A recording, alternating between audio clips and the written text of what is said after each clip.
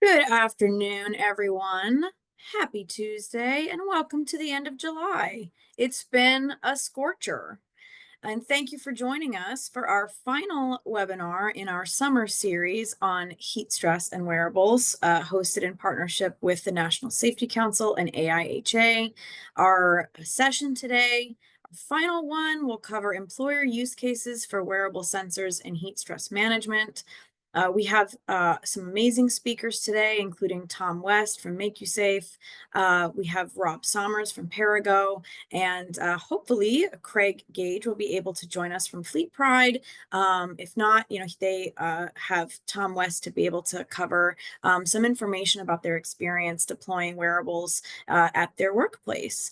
So super excited to have everyone here today. Hope everyone is staying hydrated and ready to kick off the webinar. Next slide, please, Tom.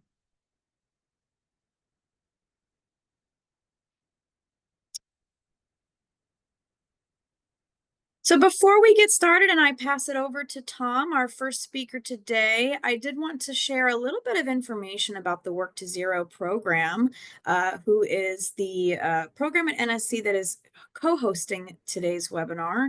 The Work to Zero program was launched in 2019, and our mission is to eliminate fatality risk through the use of innovative technologies. We have our email link there, as well as our website link if you're interested in exploring more resources that we have available. We have webinar recordings as well as white papers regarding heat stress in the crane industry. We have ROI calculator tools, all kinds of things to make sure that organizations interested in adopting innovative technologies can be successful in doing so to reduce injuries and fatalities in the workplace. Next slide, please, Tom. So the Work to Zero program is divided into three basic pillars of the kinds of work and programs and projects that we support and provide. The first is through research. So if you do decide to check out our website, you can find under our resources page case studies, reports, white papers that help us to deepen our knowledge and how technology can improve worker safety. We also provide educational opportunities such as this one, ongoing webinars, presentations at conferences to help employers integrate new technologies to support workplace safety. And lastly, we have our partnerships, such as the partnership that we are celebrating today with AIHA to expand reach and impact through industry collaborations. So if you're interested in learning more about Work to Zero and all the amazing things we have, please check out our website. Next slide, please, Tom. For those of you who are returning guests to our summer webinar series, I did want to remind you that our first two webinars hosted earlier this month are available on our Work to Zero YouTube channel. So please feel free to check those out if you would like a rewatch or if you missed those opportunities. We will also have today's webinar recording available before close of business today on that page if you would like to share with anybody who missed the webinar, or if you want to be able to review it in the future. We will also be sending out the slides from today's presentation via email, so you can utilize and refer to those. If you have any questions throughout today's webinar that we are not able to address due to time constraints, please feel free to respond to that email with your questions, and we can make sure that those questions are referred directly to the speaker that you would like to address. So looking forward to, launching this webinar today. I believe that is the last of my slides. So I am thrilled to get the opportunity to introduce Mr. Tom West from MakuSafe, who's going to kick us off. Thanks, Tom. Thanks very much, Hannah. Nice to be here with you and with the panel. I asked specifically to be able to kick off this discussion because I think there's an awful lot to say about wearables with regard to heat illness and injury prevention, but even more, and how to implement wearables and a whole lot really that I want to touch on, even though we've got some limited time. We're going to talk about heat. We're going to talk about what else wearables can do for you, and a little bit about how technology can be human-centric, can aid a more data-driven safety management program and approach, and give you a good look at a really significant use case from one of our clients in industry. So with that said, if you don't mind, let me tell you a little bit about MakuSafe. About 10 years ago, we were really just an idea that we believed had potential. And I'm awfully proud to be able to say that today our technology is being used globally on multiple continents around the world, across a variety of industries. I'm our vice president and global practice leader, and I spend an awful lot of time really in educating and informing clients and professionals in industry about how our technology can be used. And I think that's important. I want to talk to you about what I see maybe as some challenges. And I did want to point out that I think MakuSafe is a very, very powerful tool. Wearable sensor technology can be a very powerful tool for better understanding where hazards and risk lie. About a year and a half ago, I was contacted by a publisher and very fortunate to have been asked to co-author a book on this subject, which just came out about a month ago. So if you may be interested, I don't really have anything much to do with the book, but there's a QR code there that can lead you to more information about that. And interestingly, I think the publisher was trying to fill a gap that existed because there really isn't anything out there that serves as a roadmap to successful implementation of wearable tech in the safety space.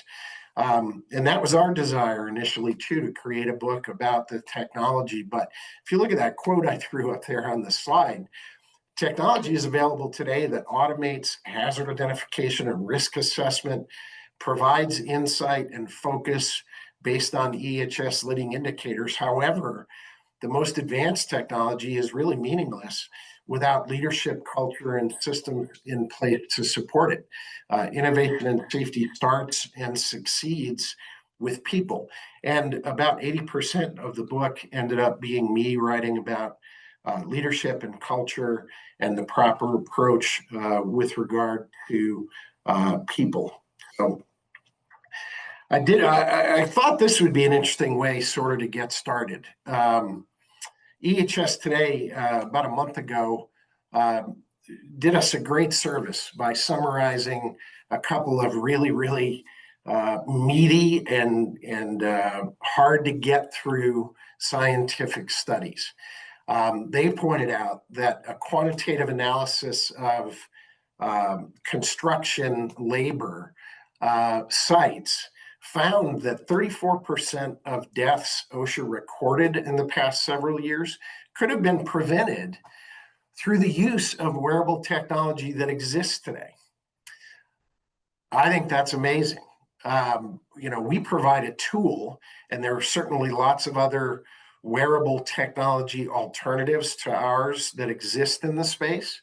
But there's mounting evidence that this really can have an impact. On the other hand, this study, which was published originally by the National Center for Biotechnology Information, pointed out that there are significant challenges to implementing wearable tech.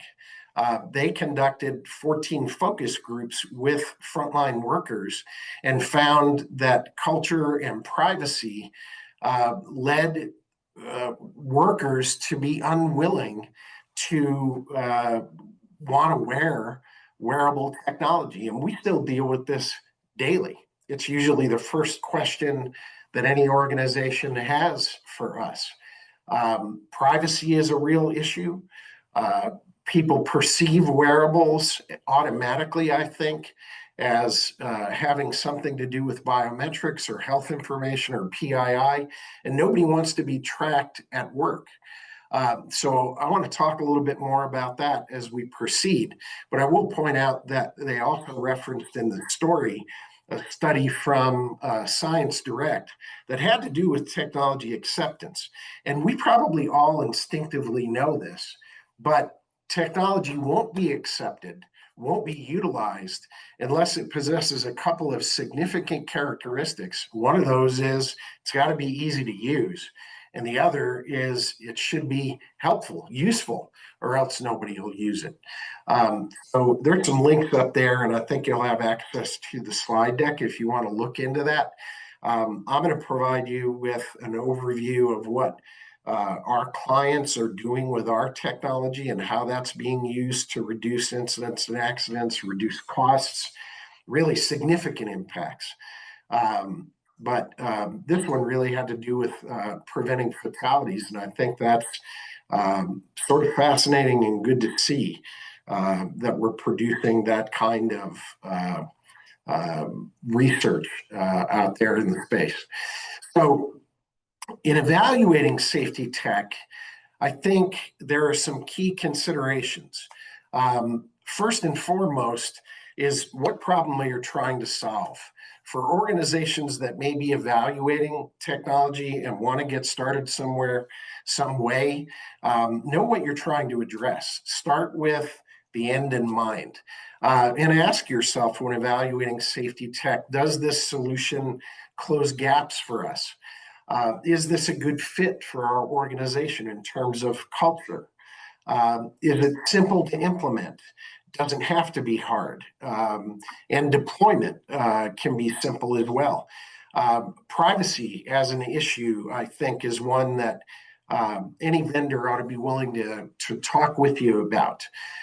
Is it easy to use for both leaders and frontline users? Does it provide us something that we didn't have that is immediately actionable?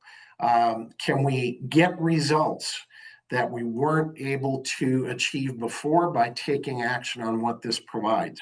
And I like to speak in terms of meaningful and useful and relevant leading indicators about hazard and risk. If we can better understand those leading indicators, which are sometimes hard to get, then we can better take action, corrective action, to prevent injuries and illnesses before they start.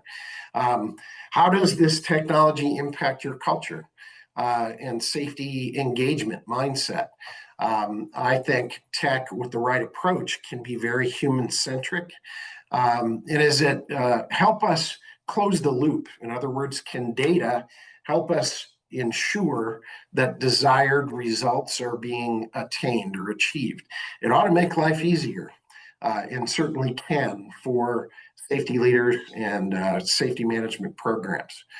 So with that said, let me talk to you a little bit about our approach, and then we're going to dive into a case study from one of our clients. But I think it's important you understand first what we're talking about here. This little device that you see me wearing on my arm, I'll hold one up to the camera here. This bit of electronics is the MakuSafe Ally device, and it really is packed with a wide array of sensors. In fact, I'll start off in the bottom right-hand corner. We've got numerous sensors that are looking at ever-changing environmental conditions around a worker. When it comes to heat, for example, we're looking at ambient temperature and ambient humidity. But with that, we can calculate a real-time heat index that is unique and personalized to every worker in their experience, regardless of where they are, indoors or outdoors. If they're rotating through tasks, if they're moving throughout spaces and working at different workstations, we can see that. And that's one of the advantages of wearable tech. We're even a full noise dosimeter. We're monitoring a little bit about air quality. We couple that, if we move to the top left here, with monitoring of movement and motion and ergonomic risk. Talk a little bit more about that. Number 3 on my list is very, very unique, I think, in the marketplace, that we enable push-to-talk voice messaging. We call that My Voice reporting, but reporting of near misses and good catches from the frontline worker's perspective. can be as easy as pushing a button and speaking into the device. And we do an awful lot with spatial awareness or proximity. And I'll talk a little bit more about that as well. So with that, hopefully you realize what I didn't say. Our approach strategically and philosophically is not to monitor anything that is personal, no PII, no biometrics. There are no sensors looking inward at the worker. Instead, we're looking outward for experiences and exposure. We're not attempting to deliver any sort of feedback to the worker, no buzzers or bells or whistles. Workers may not be the problem that needs to be fixed anyway. They may not know how to fix the problem. And my suspicion is that after very long, that gets to be rather a nuisance. And we're not continuously tracking people.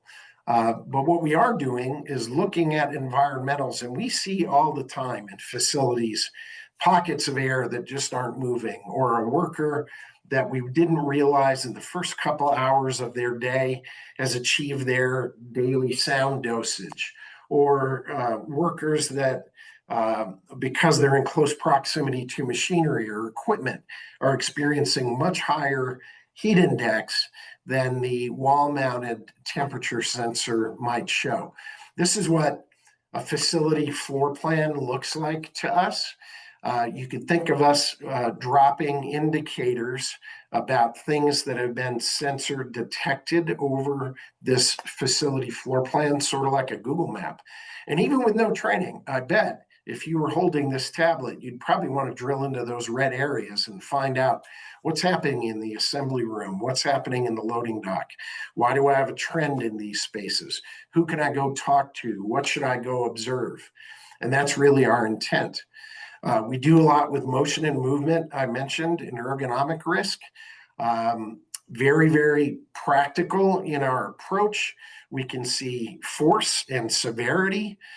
We can see frequency, how often it's happening, and we know who and when is experiencing these motions and movements. And what we often see is depicted here by this physicality graph, as we call it.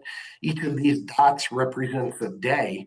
So somebody who's ranked number one at their site or number one in their department, after a little bit of discussion, an intervention, if you will, we might find out that they lent out a tool 2 weeks ago and they haven't gotten it back and they've been doing something manually. Or Danny might be the shortest person in our department and has to do a lot more reaching. If we can only adjust their workstation and eliminate these risks, we see this indicators go back to all blue or all green.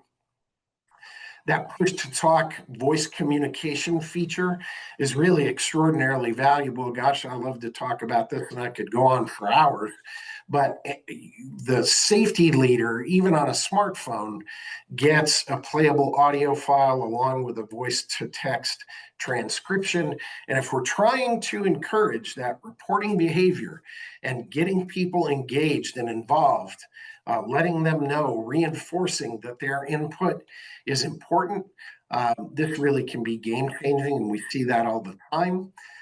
We even do a little bit with forklift safety, have extended the capability of our wearable device to see what forklift operators may not be able to see. And we do a little bit with remote workers. So being able to pair our wearable device with a company-issued mobile device, we can still send data in real time about what the worker is experiencing and exposed to in the field. That's especially useful for route drivers and field workers. So with that, I'm going to walk you through one of our clients' experience. Fleet Pride is a distributor of heavy parts to organizations with truck fleets. And we have really a rock star advocate and leader of implementation of wearable tech there at Fleet Pride, Craig Gage, who is going to be with us today. And I would imagine something came up in his day, but I'm happy to walk through this. Sleep Pride is the largest distributor of these kinds of goods in the US. They have 400 locations, 5 large distribution centers where the work is really manual material handling, and that was a big concern for them. 4,500 employees nationwide. Craig is highly experienced and really, really does a great job. And I want to talk to you a little bit about that. So I wanted to start really with what they were looking at when they were considering wearable technology. Their primary concerns really were MSDs from that manual material handling work and heat in their facilities. They do a lot of business in the South, in their warehouse operations. And I would make the point here that, these don't exist in isolation, right? That understanding heat really can have an impact on preventing MSDs and vice versa. Their motivations were to reduce strain and exertion injuries, their work comp costs, improve visibility into risk factors, really have a common language across all of their facilities, standardized metrics, get workers more involved. Hopefully that sounds familiar because I think we're all dealing with the same challenges. Ensuring frontline acceptance was a primary concern to them. Integrating data into their practices and measuring ROI. And really, they did a terrific job. They started in January of 2024 at one distribution center to do a pilot with less than 100 employees. Faster than anybody else in our company's history, within 60 days, they realized the value of that data and decided to roll out use of our tool enterprise-wide. So they rapidly expanded. In fact, I think we did a new site once a month for them, and we were on site with safety leaders to introduce our technology. So today, over 300 employees now wear MakuSafe every day. It was made a required part of the safety PPE after that initial pilot, and I think that's important to point out. If it was optional, they probably wouldn't had as much adoption. And they were supported closely by their vendor. In this case, that was us. Key impact, and I hope that this is as meaningful for you as it is for them and it is for us. Last year, they had their best work comp year in 12 years. They've had, I think, now one site for sure, maybe more than one site that have been incident-free since, including strain and exertion, which was their biggest issue. They were able to diagnose where heat was a problem and take corrective action. Sometimes that was fans, sometimes other, based on sensor data. And then I mentioned closing that loop, seeing data evidence that they were actually achieving what they wanted to achieve. They found low light conditions that were impacting MSDs, exhaust fans to improve air quality, bending, twisting, and other hazardous movement were flagged and addressed. And that doesn't mean that they punished the worker for improper lifting, for example, but rather they observed and had conversations and took appropriate action, which may not be the worker. And they were able to re-engineer work processes based on data, ensuring risk reduction, but also ensuring that productivity didn't suffer. When it comes to engagement and communication, they get a huge number of these frontline worker voice reports, these My Voice reports regarding hazards and near misses. There's a definite impact to communication barriers being driven down, overcome, and they're receiving more than they ever have before. A tripling of actionable safety tasks reported, flagged by the leadership team, and addressed. And there's a little bit of competition going on within this organization between sites. Think about that as a really meaningful new KPI for leading indicators, right? The number of things that we flag as a near miss or a real hazard, and then our mitigation rate of those things. Common safety language across sites, competitive engagement scores between sites, Operational benefits, they're operating faster, they're more productive, they're responding to safety issues more quickly than they've ever done before, and they're in alignment across sites. So leadership insights are now backed by frontline data. So even though Craig wasn't able to join us today, hats off to Craig and the team at Fleet Pride. They really achieved some significant results. And I personally love to see this. I'm glad we get more and more of this to report on these days.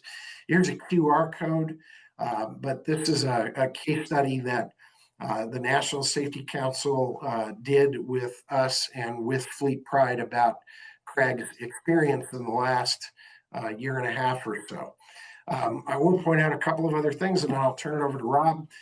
Specific to heat illness and heat and injury, here's another QR code to an article that I had written not long ago about how wearables really offer significant advantages to indoor and outdoor heat protection, and even advantages to meeting the requirements in some states like California and other states that are patterning their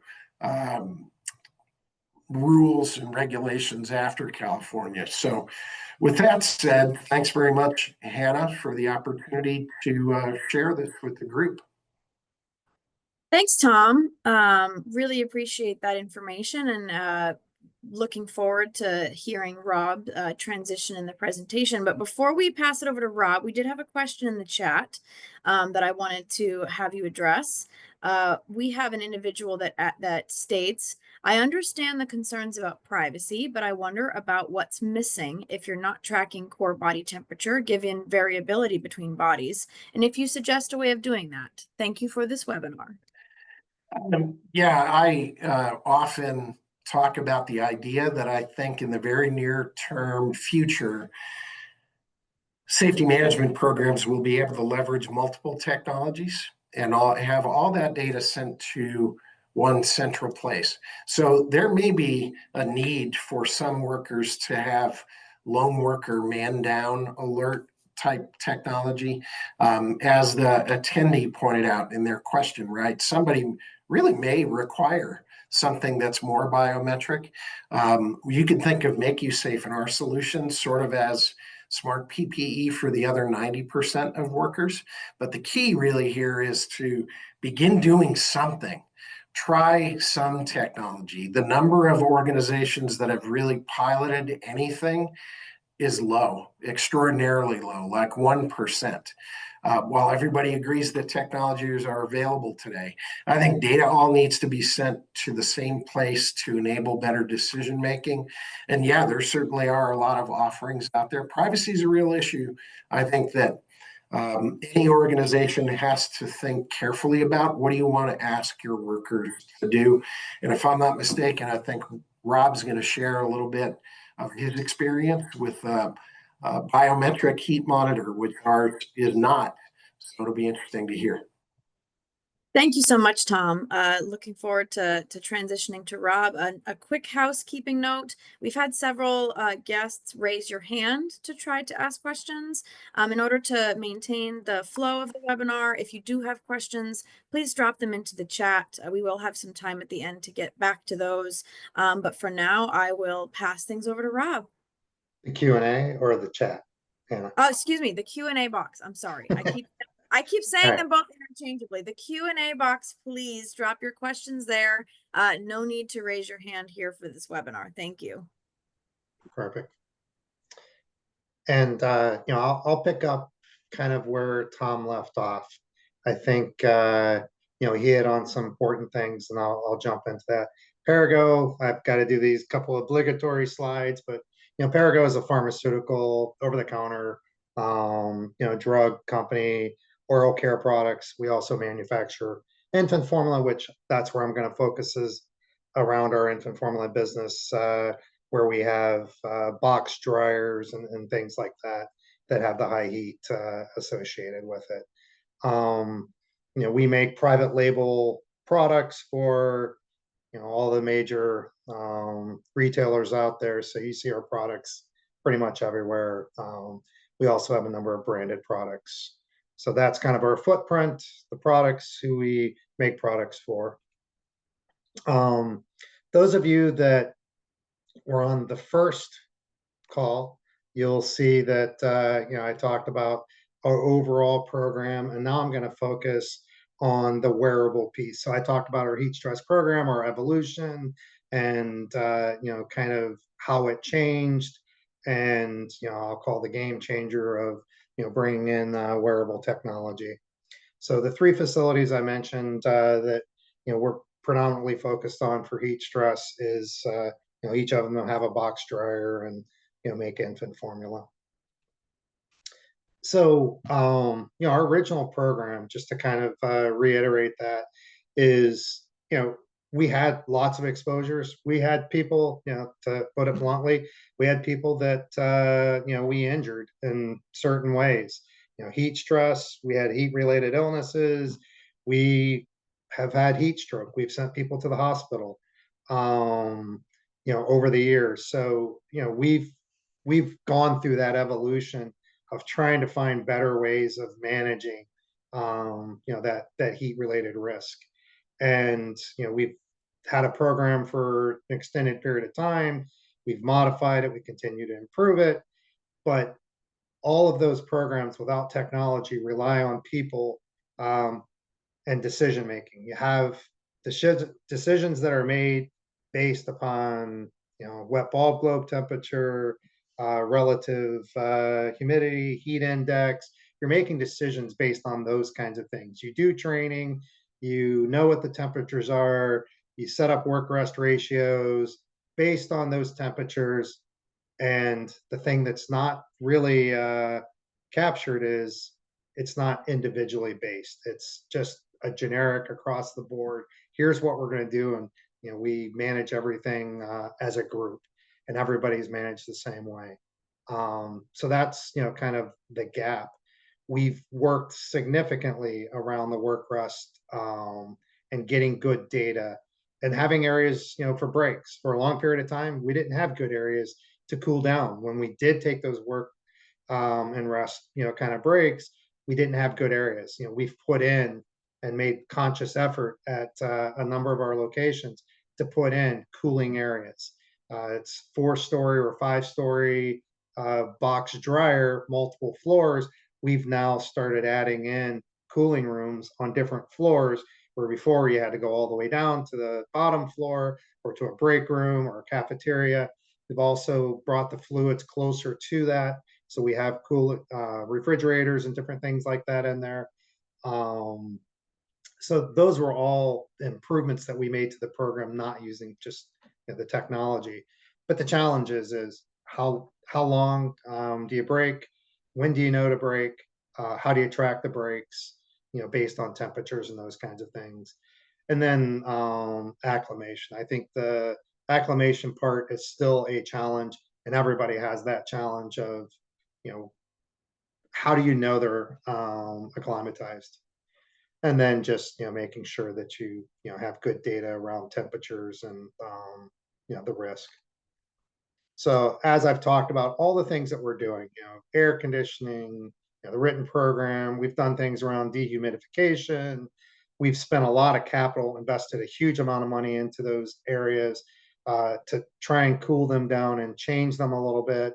And we have a permit to work process, PPE, cooling vest, and the self-wicking clothing, all those kinds of things. But technology was the piece that was missing. And that's, for me, that's been the game changer. That's when everything changed, when we put in the technology, because then we customized it. We made it specific to individuals. Yeah. Health-related issues.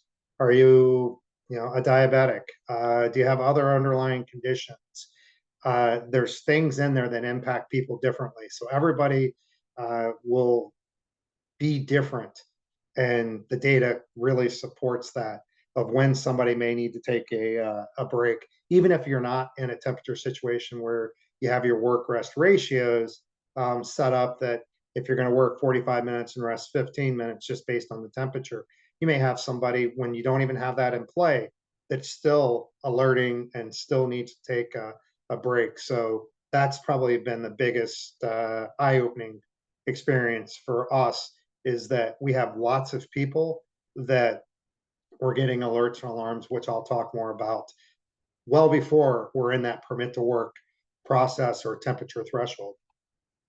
So, the benefits of the technology, the top left is the wearable device, very kind of similar to MakuSafe of wearing it on your arm. This touches your skin because it's taking, those biological parameters that I'll talk about.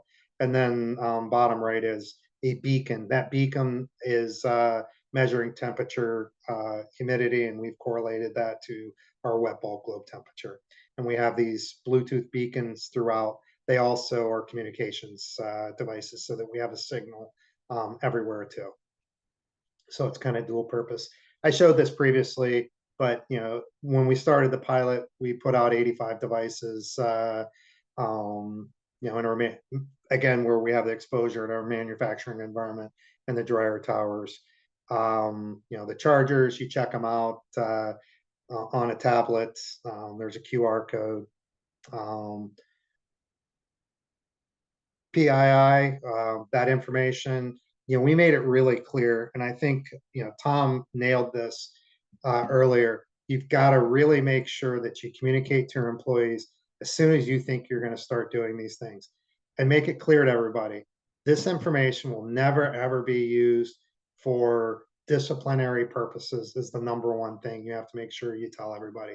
We'll never use this for anything other than what we've told you we're going to use it for whether it's temperature monitoring, ergonomics, whatever it is. We're not going to track you. We don't care where you are. We're not going to, discipline you because you said you were doing something and you were doing something else. That's just never going to happen. And you've got to set those ground rules up front that will only ever be used for its intended purposes that we've laid out what that is. That is important to make sure you do that up front and make sure everybody understands that. We did not have significant challenges. We continue to get questions. We continue to get asked questions, but we're able to answer it, and we also alleviate their concerns. Is that it's not Big Brother watching. We're not going to use this against you in any way, shape, or form. This is about protecting you and make sure that we're doing the right things. These are our alerts thresholds, but level of exertion, core body temperature, your heart rate, and then the heart rate limit value. Those are the 4 parameters that the device is monitoring, and we have thresholds set on those. And when it alerts, it buzzes. It tells you, when you're getting close, and then it tells you, it'll buzz and tell you, okay, you've reached that for that period of time. You need to leave the work area. It also sends out an alert text to our supervisors. And it also sends, when we get an alert, sends it to our AIHA software system. So we have these all integrated in. I think Tom said it earlier. You have all your data going to one place. So it's in our EMIS. It's also going to supervisors to verify that the people leave the work area and they go and rest and verify that they're okay. And then we follow up just to kind of validate and make sure we understand what was the task they were doing, what was happening at that point in time, so that we have an idea of are there things we need to do differently? Is there something with the work area that that data helps us better understand? And these are configurable. This is where we have configured them, but other people can have variations to this. And then the expectations is when you reach that, you need to leave the area. You get that alert, you're supposed to leave. It'll also tell you when all of your biological parameters have come back down to the normal. But the expectation is you go cool down, drink fluids, and then you're able to go back once you talk to your supervisor. So again, those are the alerts and thresholds. This is from the software. We have the bands, which are on people's arms, and then we have the beacons. So we're monitoring continuously both of those.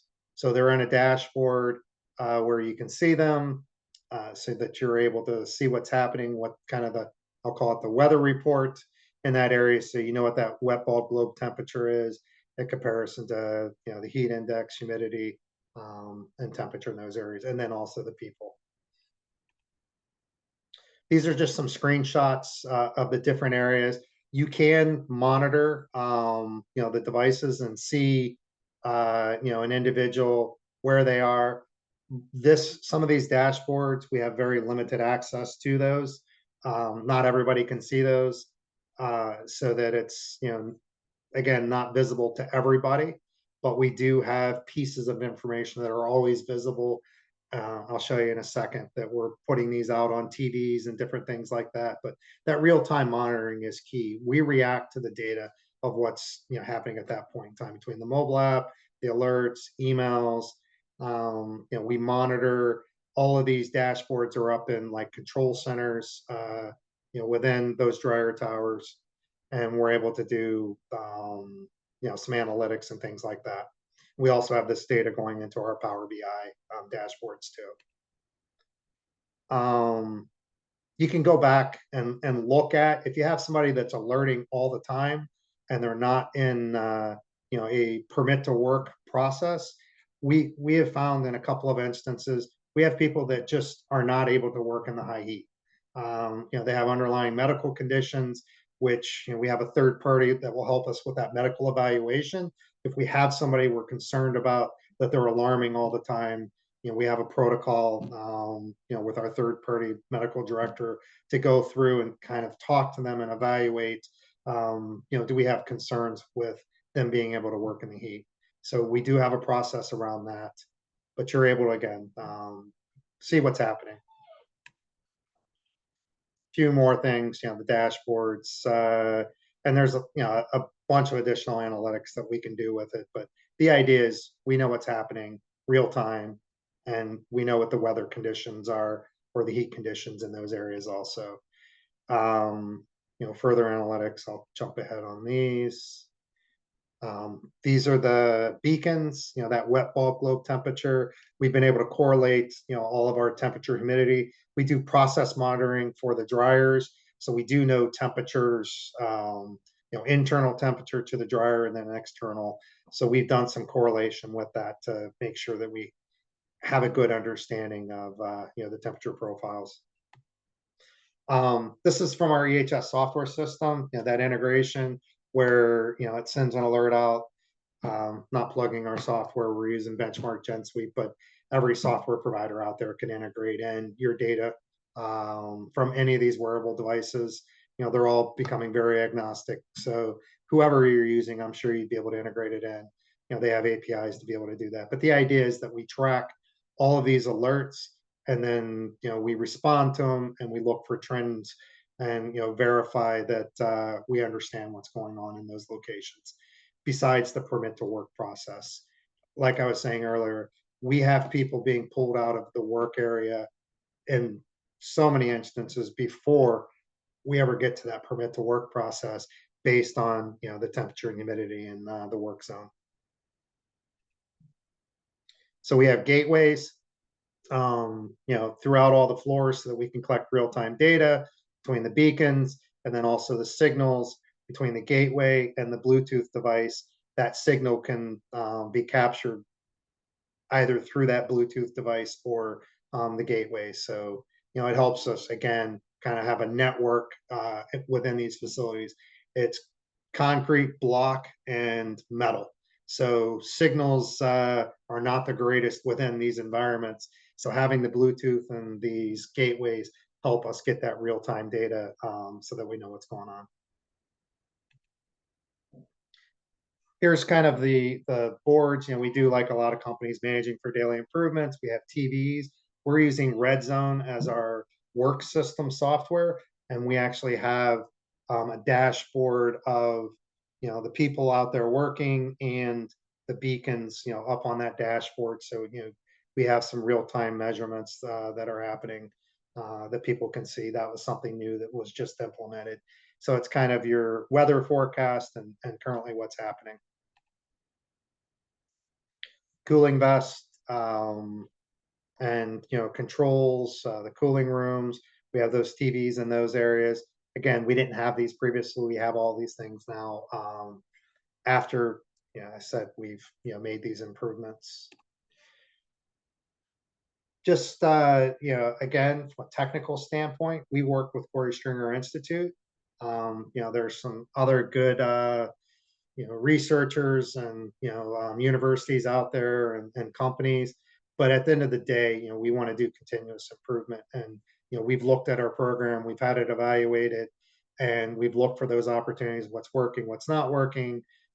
We've looked at the data, we've looked at our set points, for alerts and warnings. We are really trying to, integrate technology into the way we work. And, Corey Stringer has been a great partner in doing that. Um, and then, yeah, obviously, acclimation, I mentioned before, we continue to try and figure out a way, how can we tell with data, physically looking at those parameters when somebody's acclimated, instead of, the current process, like everybody, is you expose them a little bit at a time for about a week or 2 weeks, and eventually you magically say they're acclimated. For me, that's just not easy, and everybody again is different. So you may be acclimated in a couple of days, you may be acclimated in a week and a half. So I find that if we get to a point that we use data, I think we'd be in a better position. Um, Opportunities, I think Tom touched on some of these things. Lone worker, I think it's, we're using it for that too. I think it's important. I think anywhere we can gather more information, more data about the work that's being done, the environment the work is being done in, will be very, very beneficial.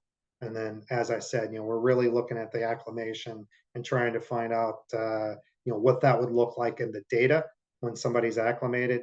And then some of the newer technologies, there's some new things out there where you could tell, with a test strip, the level of hydration and some things like that. I think those are useful tools to kind of, check and see.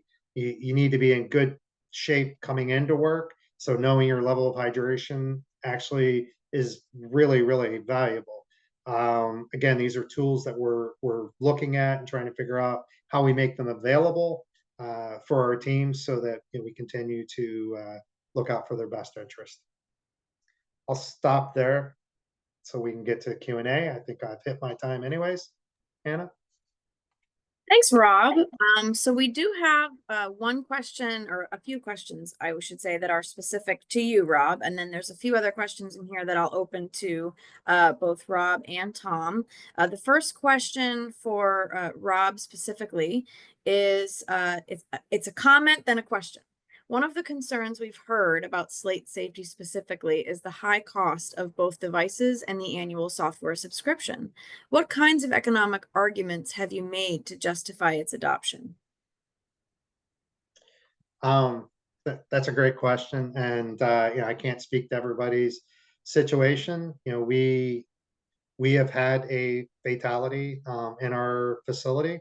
We've had significant incidents that have occurred. We've sent people to the hospital. We've had people with heat-related illness.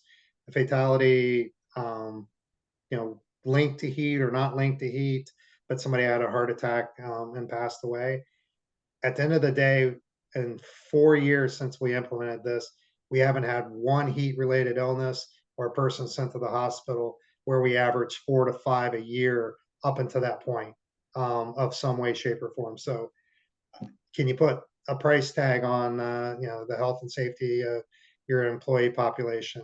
I would argue no. From a productivity standpoint, we actually find that our people are more productive once they take those breaks, and they're able to get back in there working again after hydrating and taking that rest. So I don't have a great answer. I think some of the tools Hannah and kind of mentioned earlier that are on the NSC site can help a little bit, but at the end of the day, do you value people's health and safety, and what's the number that you run across that's not acceptable? I would argue that not sending somebody to the hospital or hurting somebody severely is worth the price. I appreciate that response. Tom, did you want to add anything? I know that question was specific for Rob. Well, just to chime in on that, since it was asked, the dominant point here is it doesn't have to be expensive. We sell software and hardware packaged on an annual subscription, but that when you really break it down, it's a very, very low per person per month cost.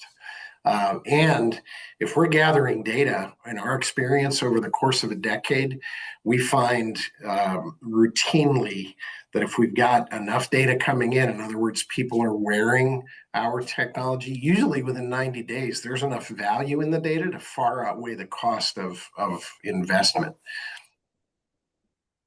Wonderful. Well, we do have quite a few more questions to get through, but for those who need to drop off early, I did want to just put a quick tag that if you joined late and missed the first half of this webinar, I did announce that the full webinar series will be available on our YouTube channel, including the webinar from today should be available later this evening. So if you'd like to go back and review the webinars that we've hosted earlier this month, the titles are listed here. Please do so. There's some really, really great resources and information there. Next slide, please, Rob. All right, so let's jump back over to our Q&A. Previous slide, please. We'll get to the white paper in a bit. I do want to carve out as much time as we can to get through some of these questions. So, Tom, you were just discussing price. We did have a question in the chat. What is the price of these products for, say, 50 employees? The simplest way for me to state that is about $30 per worker per month, all inclusive generally. So, I've had countless years of having a booth next door to gloves and glasses providers. And I think it's pretty safe to say that even with inexpensive gloves, if you're giving them out daily or every other day, or the expensive ones, technology is available today that can be on par with or less expensive than work gloves. Great. Rob, did you want to add anything to that before I jump over to the next question?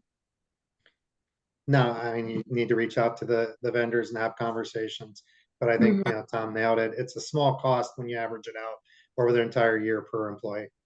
Right, right. There is not a cost of safety. Safety it's priceless. Next question. Do these devices need to be calibrated routinely? Yeah, good question. I can go first. In our case, no. Kind of like Rob was showing, but I didn't put a photo up there. This wearable device at the end of a shift goes back to a wall-mounted kiosk. And in that kiosk, we're doing an awful lot of things behind the scenes. One of those is checking the device for health and accuracy. If it were for some reason to come out of tolerance, we wouldn't check it out to the next employee. Yeah, same. They do updates to them when they're charging. Any software updates. They're being monitored the whole time. So if it's not working or if there's an issue with it, it won't get checked out. It'll tell you that it's not charged and not able to be used. But that's normally not a problem. Great. Moving on down. Questions are just popping in like popcorn. When it comes to the devices, are they set up for the area of the country that you are in? The weather here in Louisiana, for example, is different than other parts of the country. I'll speak on that one. No, it doesn't make a difference where you are. And I'm speaking, my environment's all indoor. So let me first caveat that it's an indoor environment. And it changes throughout the year also, both temperature, humidity, and all those things. But the devices work the same no matter where they're being used. Yeah, and our approach is the same. Real-time indicators of what's happening and what people are exposed to, what they're experiencing, can be extraordinarily valuable. And in my opinion, even without the biometrics, but Rob made a compelling case for why that was important to him. We don't really differentiate between sites or indoors or outdoors. We're looking at ambient temperature and ambient humidity. We can generate alerts, based on PELs. But we can also see trends and patterns over time. Rob appropriately brought up acclimatizing the employees. So, we're able to see when conditions are becoming favorable for somebody to have too much exposure before that happens. Or if you know that Bob is just returned from vacation and probably needs 2 weeks to get reacclimatized, we're able to monitor that and provide insight and optics for the safety leader so that they can take what actions they believe are appropriate. Wonderful. This next question is directed at Rob. For Rob, what role does medical pre-placement examinations play in your heat stress program? Great question. Our legal team would not allow us to, do those physicals, beforehand. So unfortunately, whoever we hire, we get what they have, and we deal with it. We do, questionnaires and things like that. And then if we start having, events or a number of events, then, we have, a heat stress questionnaire and, an evaluation with our third party medical provider that we would evaluate and, have that conversation. But unfortunately, we are not able to do anything, beforehand. So we get what we get and we deal with it.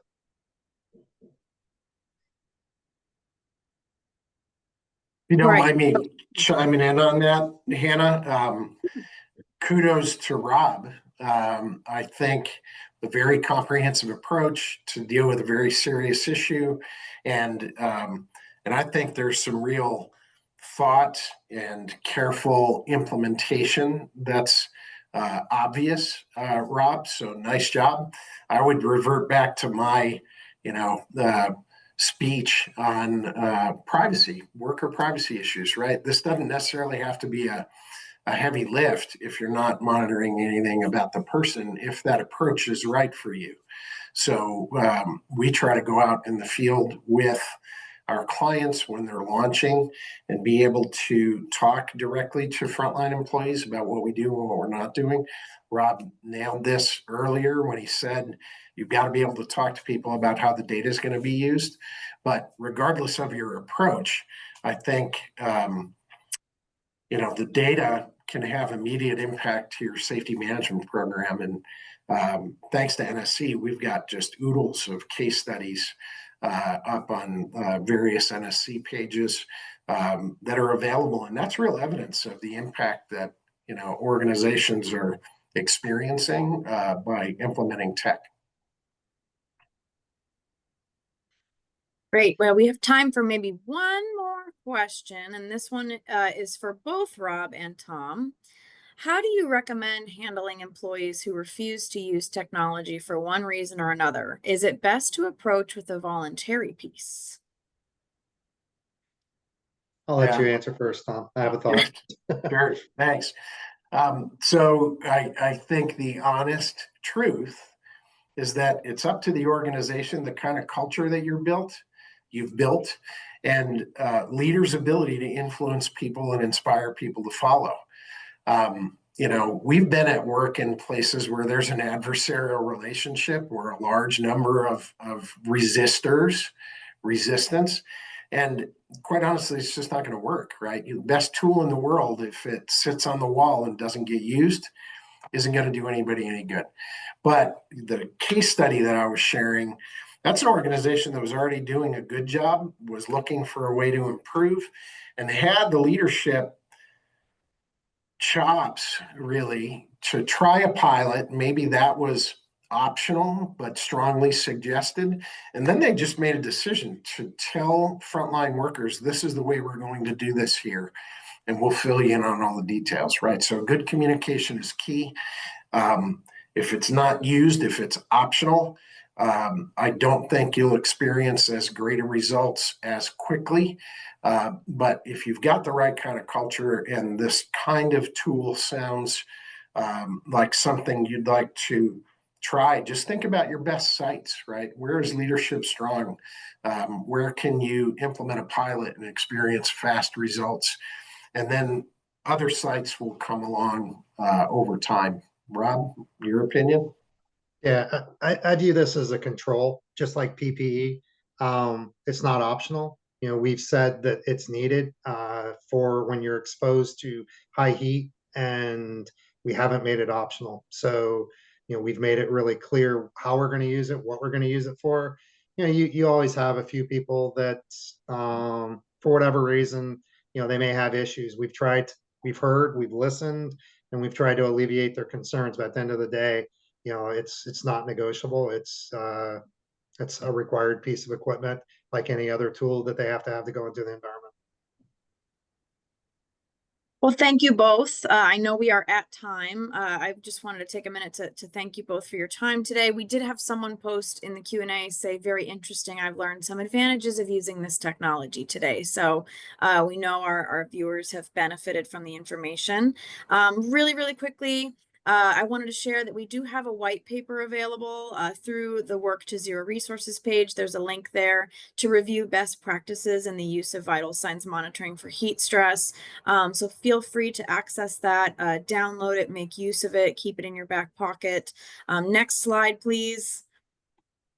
And thanks for joining us today, gentlemen. Thank you to our participants. What a wonderful webinar series we've had a chance to enjoy. If anybody has any other questions that did not get answered today, please feel free to email us at worktozero@nsc.org, and we'll get those questions answered and get the slides and the recording out to you shortly.